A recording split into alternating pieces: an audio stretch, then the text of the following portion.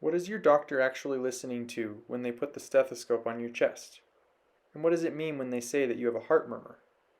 In order to understand where these sounds actually come from and what they mean, we need to learn a little bit of the basics about how the heart works. There's two sides to your heart. The right side, which takes in blood from your body after it's used up all the oxygen. And then there's the left side, which takes in blood from the lungs after they've given it new oxygen. Once the blood gets into the top part of your heart, called the atria, this part actually squeezes the blood down into the lower part of the heart, called the ventricles. Once all of the blood is down in the ventricles, then they squeeze and push the blood up and out of the heart to the lungs and the body.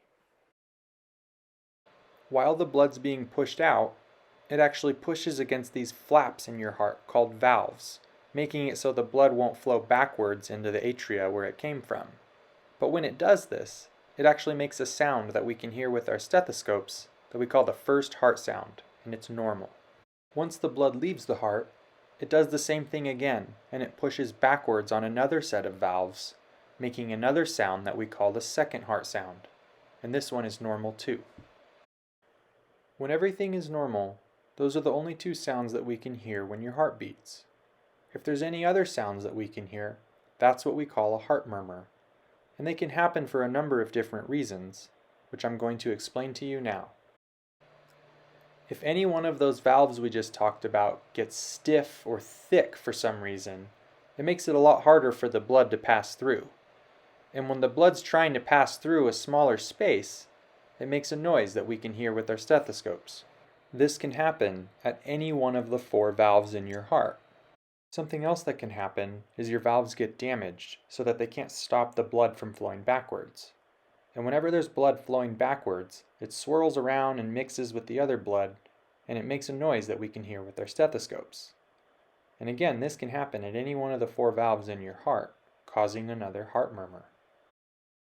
There's one more way that you can get a heart murmur, and it happens way before you were born when your heart was being made.